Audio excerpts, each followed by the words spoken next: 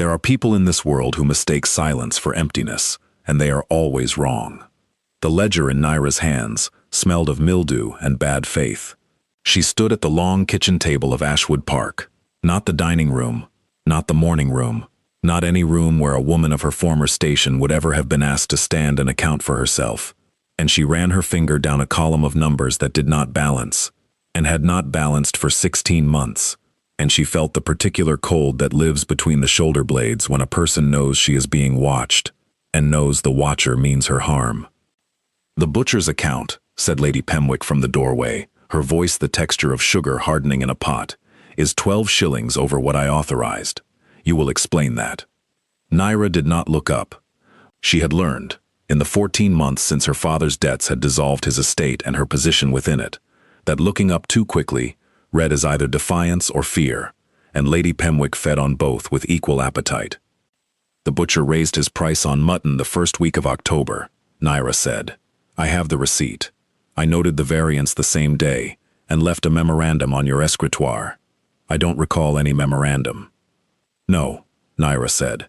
She still did not look up. "You don't." The fire in the kitchen hearth was doing its inadequate best against the November damp.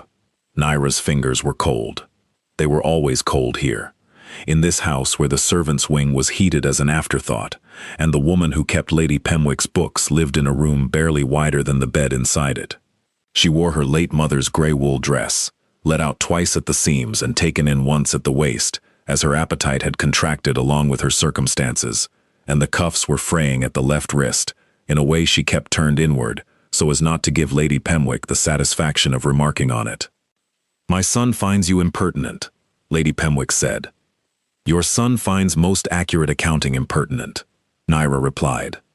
She set the ledger down, aligned its spine with the table's edge, and finally looked at the woman in the doorway. Lady Pemwick was 53, and wore it like a performance, powdered, corseted, draped in yellow silk, that had cost more than Naira's quarterly wage. She had the eyes of a woman who had never, not once in her life, been told no, and been made to accept it. Naira had been telling her no, in the quiet language of correct numbers and returned receipts, for 14 months. "My son," Lady Pemwick said, stepping into the kitchen now, her heels sharp against the flagstones, "has reviewed your contract. There is a clause. Misconduct, broadly defined. I wonder if impertinence might qualify." There it was. Naira had been expecting it for 3 weeks, since the evening young Mr. Pemwick had come to find her in the study, and she had declined, in plain and unmistakable terms, to be found in any sense beyond the literal. He had knocked over an inkpot on his way out, and Lady Pemwick had docked the cost from Naira's wages. Naira kept her hands flat on the table. She did not tremble. She had made herself a rule about trembling, the same week she'd arrived here, and she had not broken it yet. "The clause specifies financial misconduct," Naira said, "not impertinence. If you dismiss me on a false grounds, the contract entitles me to 3 months' wages in lieu of notice. I have the clause memorized. Page 7, second paragraph." Lady Pemwick's face did a thing it rarely did. It went quite still. "You are," she said softly, "a very foolish young woman." The kitchen door opened. It did not open the way kitchen doors usually open, with a servant's elbow and a clatter of pots. It opened with the swift, controlled economy of a man who was accustomed to rooms rearranging themselves around him, and everyone in the kitchen, the cook, the scullery girl, the footman who had been pretending to polish silver near the window, went still in the way that small animals go still when something larger enters a clearing. He was not a tall man in the conventional decorative sense. He was tall the way old oaks are tall, not reaching, but simply occupying more vertical space than seemed available. He wore a charcoal riding coat, rode dusty at the hem, and his boots were the boots of a man who rode long distances and did not apologize for arriving with evidence of it. His hair was dark brown, cut short, his jaw sharp and freshly shaved. His eyes were the particular gray of a sky deciding whether to storm. He looked at Lady Pemwick. He did not look at Naira. He did not look at the ledger. He did not look at the servants frozen against the walls. He was looking at Lady Pemwick the way a magistrate looks at a document he has already decided is fraudulent. Ronan Ashcroft, Duke of Fenmore, the footman managed, from somewhere near the window, his voice arriving a full 4 seconds after it was needed. Lady Pemwick turned the color of old wax. "Your Grace." She curtsied, and the yellow silk whispered against the flagstones. "We were not. I had no word that you intended to." "No," said the Duke of Fenmore. His voice was low, unhurried. "You wouldn't have." He stepped fully into the kitchen and set a leather satchel on the table with a sound like a gavel. He did not sit. Men like him, Naira was beginning to understand, did not sit in rooms unless they had decided the room deserved the gesture. "I am here about Cartwell's debt," he said. He looked at the ledger on the table. He looked at Naira's hands, still flat on the table beside it. "And apparently," he added, "I am here about something else as well." Naira met his gaze. She did not lower her eyes. She was aware that was not done, with dukes, but she had decided some time ago that there was no longer any percentage in done and not done. She had precisely nothing left to lose by looking a man in the face. The Duke looked back at her for 2 seconds exactly. Something shifted in his expression, barely visible, like a current beneath still water. "You keep the books here," he said. It was not a question. "Yes," Naira said. "For how long?" 14 months. He looked at the ledger. "Open it to October." She did. He leaned over the table. He smelled of cold air and cedar and something faintly like wood smoke, and studied the page for a moment, that stretched long enough that the cook behind Naira let out a slow, careful breath. "The butcher variance," he said. "Noted and memoed," Naira said. "The memo was not kept." "I see that." He straightened. He looked at Lady Pemwick. "I see a great deal, actually." Lady Pemwick opened her mouth. He raised one hand, barely an inch, and she closed it again. "I'll need the last 16 months of accounts," he said. He was speaking to Naira now. "All of them. Every ledger. They're in the study. Show me." Naira closed the October ledger. She picked it up, tucked it under her arm, and walked past Lady Pemwick toward the corridor. She did not look at Lady Pemwick as she passed. She did hear, from behind her, the Duke of Fenmore's footsteps follow hers across the flagstones, steady as a clock, and she heard the particular silence that falls over a room when its most dangerous occupant has just left it. The study was cold and smelled of dust and the particular anxiety of poorly concealed financial irregularities. Naira set the October ledger on the desk and went to the cabinet where she kept the others stacked in chronological order, because even in this house, even in this reduced and grinding life, she could not make herself keep imperfect records. It was the last organized thing she had. She was not prepared to surrender it. She set 16 months of ledgers on the desk in sequence. She stepped back. The Duke looked at them. He looked at her. "You organized these," he said. "I keep them." The organizing is not standard practice for a bookkeeper in a household of this type. "No," Naira said. "It's standard practice for someone who was trained to manage an estate." A pause. "Whose estate?" She told him. She watched his face for the flicker of recognition. Her father's name had once meant something, in the right circles, before the drinking and the debts and the final 3 years that had eaten through the Whitmore legacy like fire through paper. And she saw it, the slight tension at the corner of his eye, the recalibration. "Whitmore's daughter," he said. "What's left of her?" Naira said. She did not say it bitterly. She said it the way she said all true things now, flat, precise, with the sentiment removed to somewhere he could not see it. He looked at her for a moment that felt different from the others. It was not appraisal. It was closer to recognition. "Sit down," he said. "I want to walk through these with you." She sat.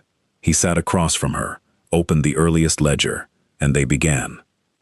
It took 2 hours. It was, in Naira's experience of the previous 14 months, the least unpleasant 2 hours she had spent in Ashwood Park.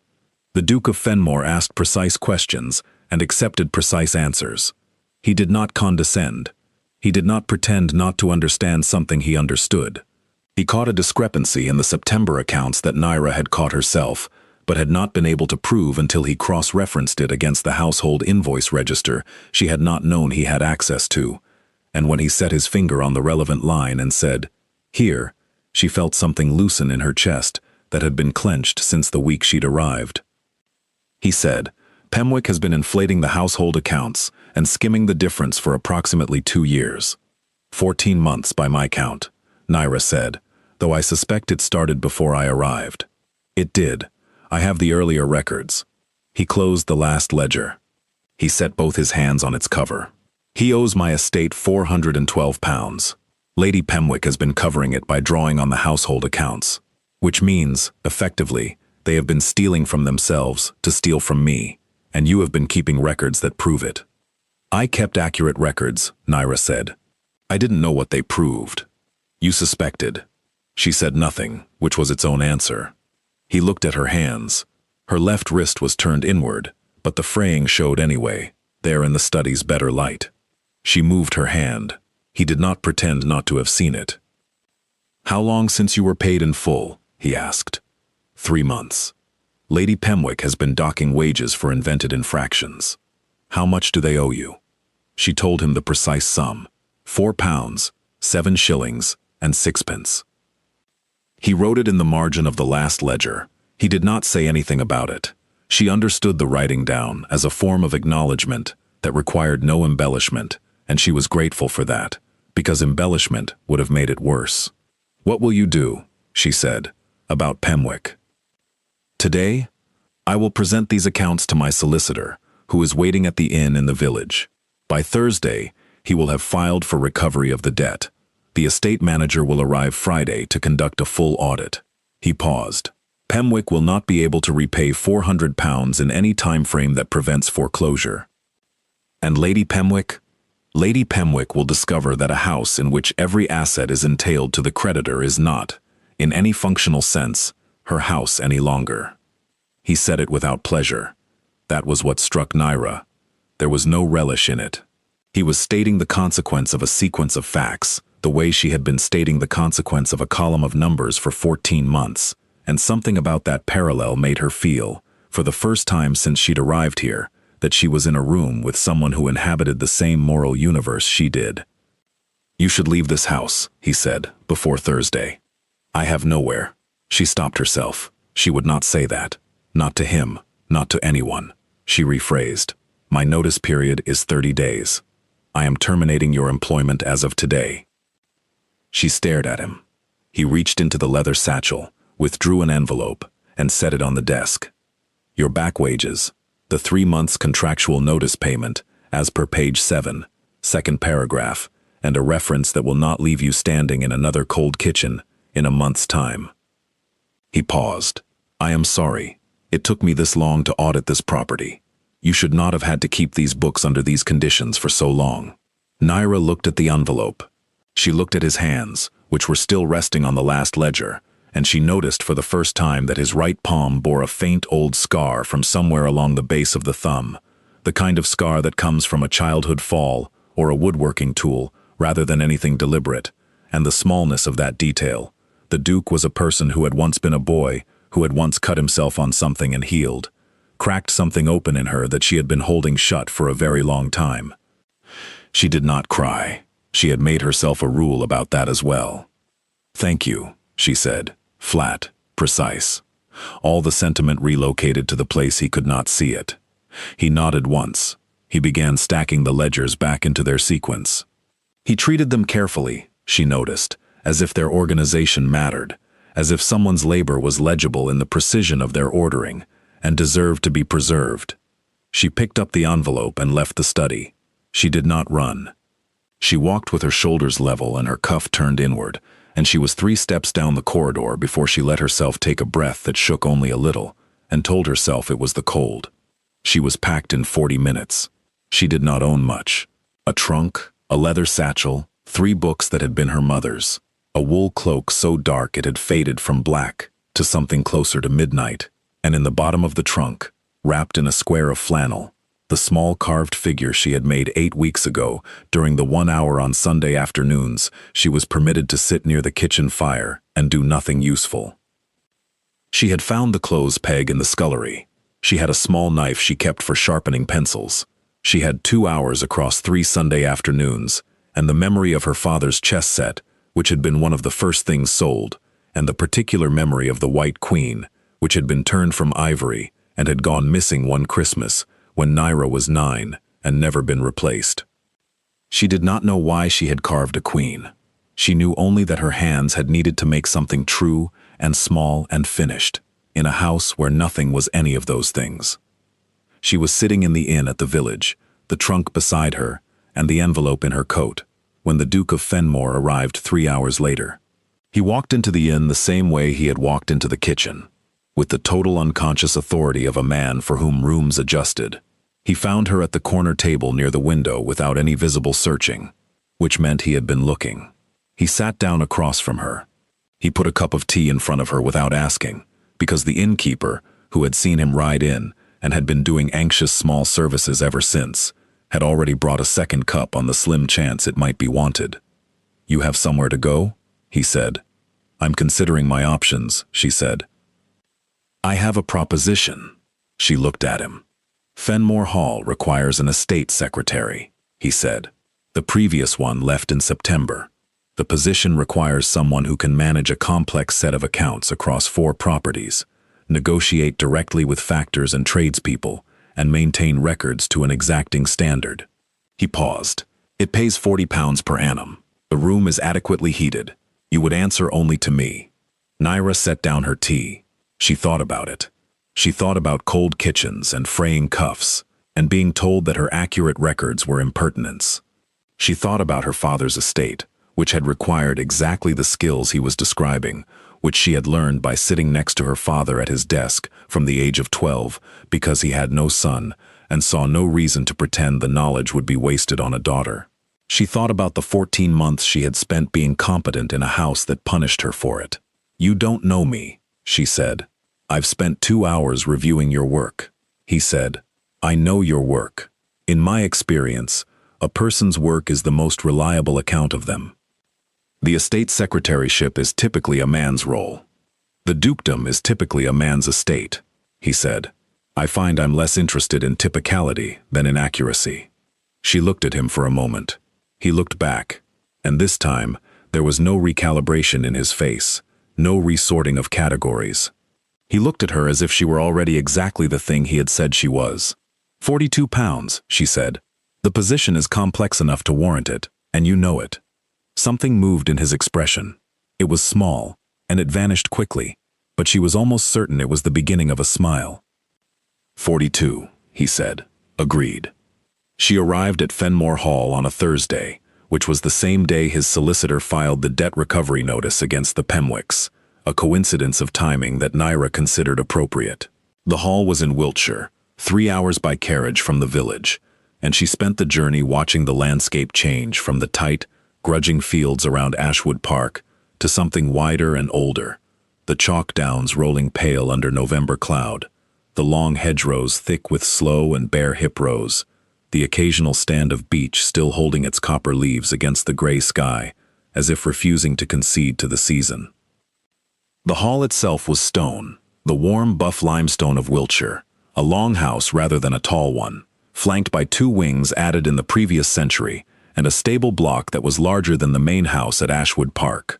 A woman named Mrs. Adwell met her at the door, the housekeeper, close to 60, with the watchful competence of someone who had been managing a large household for a long time and was entirely capable of assessing a new arrival in the time it took to hand off a cloak. Her room was on the east side of the house, above the library. It was not large, but it had a window that looked over the walled garden and a fireplace that the chambermaid lit every evening without being asked. After the room at Ashwood Park, it felt like something from a previous life. After her previous life, it felt like a small miracle. She did not allow herself to cry about it. She had made herself a rule. The work began the following Monday. The Duke came to the estate office at 9 in the morning, which was a room at the back of the house with 2 desks, a wall of ledger shelves, and a fire that was already burning. He showed her the account books in the same methodical way she had shown him the Ashwood Park ledgers, and by the second hour, they had developed a shorthand that she would not have been able to describe precisely, but would have recognized the absence of immediately. He did not explain things she already knew. She did not perform uncertainty she did not have. They were 2 people who respected competence. The way some people respect beauty. Instinctively. Completely. Without having to decide to. 2 weeks in, she found the chess set. It was on a shelf in the library, half hidden behind a row of agricultural almanacs. A proper tournament set, the board inlaid in rosewood and sycamore, the pieces turned in ebony and bone. She took it down. She set the pieces up. She counted them. The white queen was missing. She stood there for a moment with the empty square in front of her. She thought about her father's set, and the missing ivory queen, and the Christmas when she had been 9 and had looked everywhere for 3 days without telling anyone, because she had suspected her brother, and had not wanted to get him in trouble, and had eventually concluded that the queen had simply chosen to be elsewhere, and she could not fault it for that. She thought about her knife, which she still kept in the desk drawer. She thought about the clothes peg queen, wrapped in flannel at the bottom of her trunk. She was not sure why she did it. It was not an entirely logical decision. But the following Sunday afternoon, she had been given Sunday afternoons, clearly stated in her agreement. She sat in the window of her room, with the light good and cold off the garden, and the clothes peg she had brought from Ashwood Park, and she carved. This one she took more time with. She had the actual pieces for reference, and she could see how the robe's folds should lie, and where the crown sat in proportion to the head, and how the base should curve to match the others. It took her 3 Sunday afternoons, the same as before, and when it was done, she rubbed it smooth with a square of fine sandpaper she borrowed from the carpenter's store, and oiled it once with the mineral oil from the estate office. It was not bone. It was not turned on a lathe. It was a wooden clothes peg, transformed by a sharp knife, and 3 hours of Sunday light into something that was, she thought, honestly itself, not a replacement, but a presence. She put it in the white queen's square on the board. She returned the chess set to the shelf. She did not tell anyone. She was not sure, afterward, that she had intended the Duke to see it. She had not intended him not to, either. She had simply done a thing that made the board complete, and the completeness had felt like the only reason needed.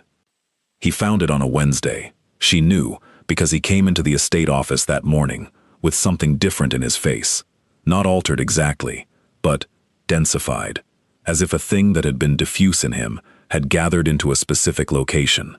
He said nothing about it. They went through the quarter rent accounts from the Dorset property without deviation. At the end of the morning he stood, gathered his papers, and paused at the door. "The library chess set," he said. She kept her eyes on the ledger in front of her. "Yes. There's a piece that wasn't there before. The queen was missing," she said. "A set wants all its pieces." A silence. She heard him turn back toward the room, though she did not look up. "How long did it take you?" 3 Sunday afternoons. Another silence. She could feel him looking at her the way she had felt Lady Pemwick looking at her, but nothing about the quality was the same. Lady Pemwick's look had been the look of a person calculating how to diminish. This was the look, she thought, of a person deciding how much of themselves to show. "The previous queen," he said, "was lost. The winter my mother died. I've not been able to replace it." She looked up then. She did not plan to. She simply did. He was looking at her with the gray sky eyes and nothing on his face that was performing anything at all. She had spent 14 months in a house where every face was performing something, and the nakedness of his expression hit her somewhere she was not prepared for. "I'm sorry," she said. She said it the way she said true things, flat and precise, with no decoration, which was the same way she meant it. He nodded once. He left. Over the following weeks, 6 things happened, which she catalogued with the same precision she gave to rent receipts and account variances, because cataloging was how she made sense of the world. He began leaving the estate office door open when they worked. He began occasionally remaining in the office past the hour when the morning's business was complete, reading correspondence at the second desk without any declared reason for staying. He brought her a ledger knife in better condition than the one she had been using, set it on her desk without comment, and left. He asked her one afternoon about the Whitmore estate, not about the debts or the dissolution, but about its acreage and its tenants, and the varieties grown on its home farm, and listened to her answers with the whole of his attention, in a way that made her realize how long it had been since anyone had listened to her with the whole of anything. He told her, once unprompted, that he had been 13 when he inherited the dukedom.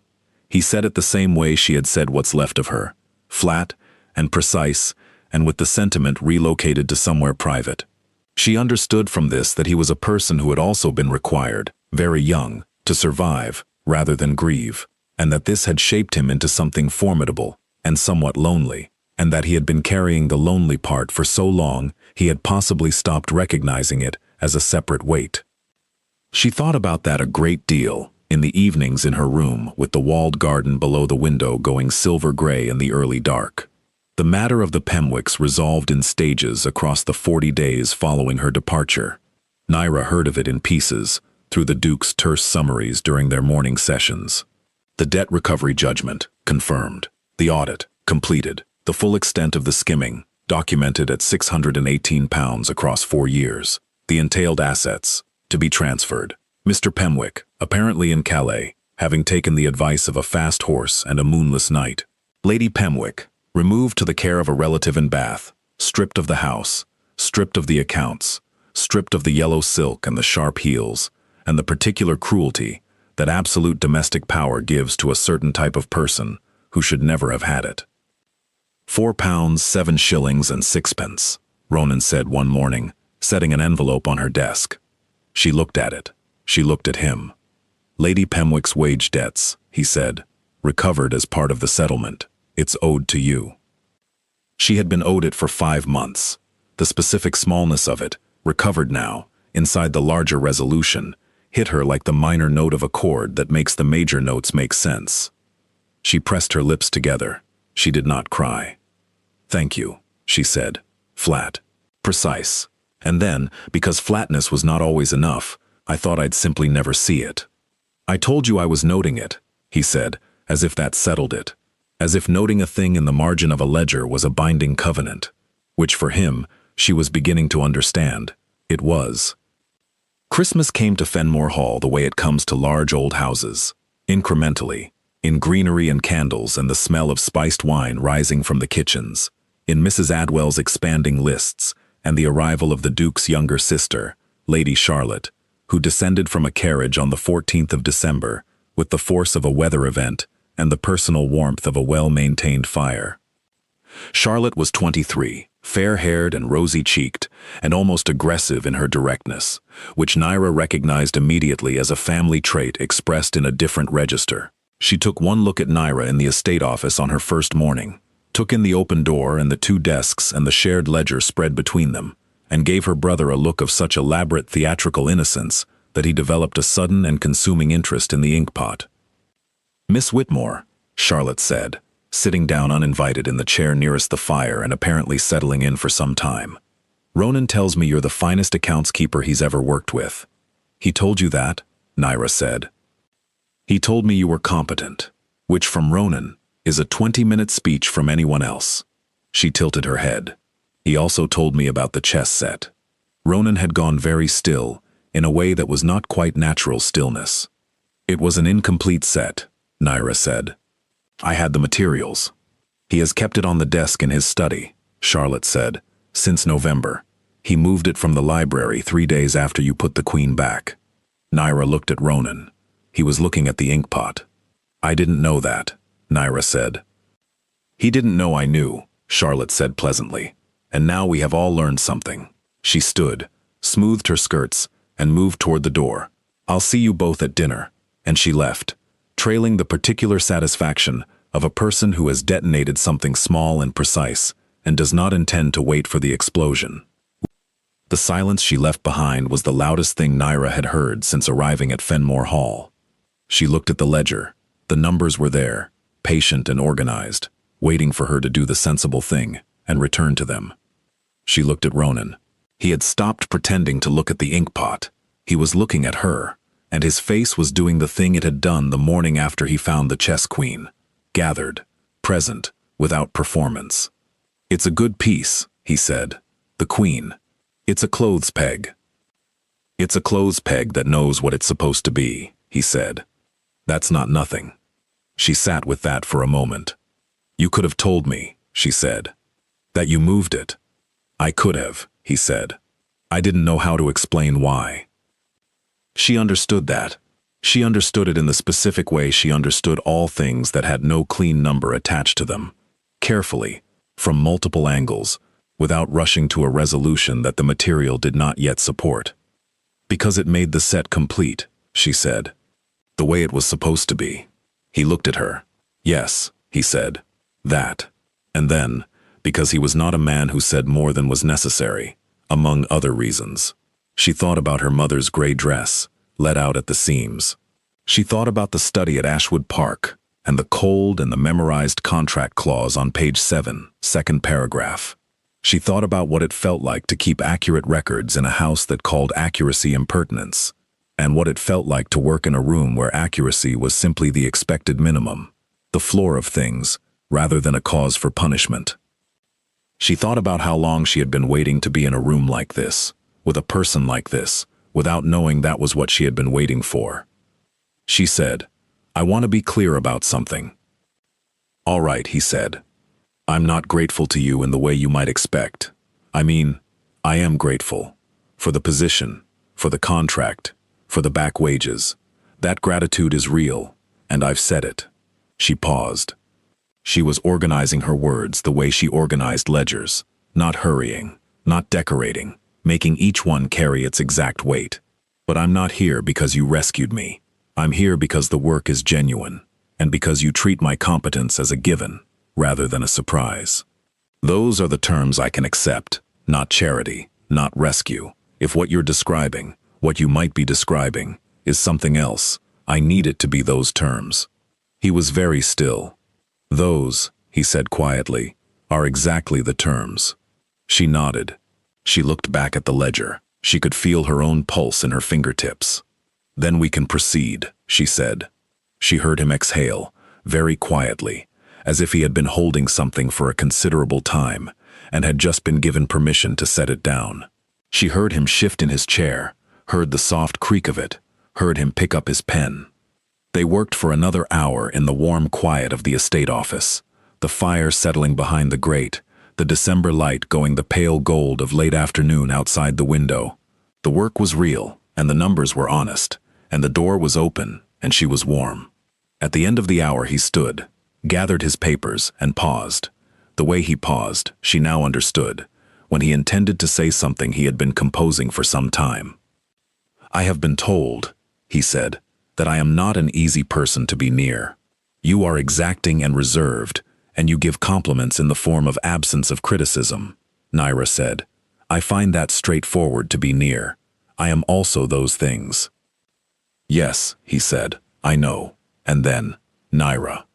It was the first time he had used her given name. It landed in the room with the weight of a thing that had been waiting a long time for its correct moment. She looked at him. He looked at her the way he had looked at the clothes-peg queen on its square, as if the thing before him was not a substitute or a stand-in or a provisional solution, but exactly itself, exactly what the space had been shaped to hold. He crossed the room. He stood before her, and she stood to meet him, because she was not a person who received things sitting, and he took her hand in both of his. His hands were warm. They were always warm. She would think about that later. And she felt the old scar at the base of his thumb under her fingertips and thought, this is a person who was once a boy and healed. He did not kiss her then. He would, later, in the library doorway with the chess set on the table behind him and Charlotte making absolutely no effort to be quiet on the stairs. But not then.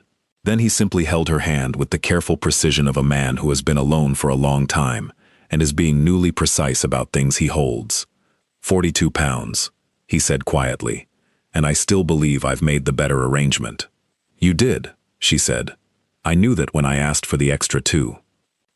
Outside, the last of the afternoon light caught the walled garden's stone and turned it briefly golden. A robin landed on the garden wall, regarded the window with indifference, and departed.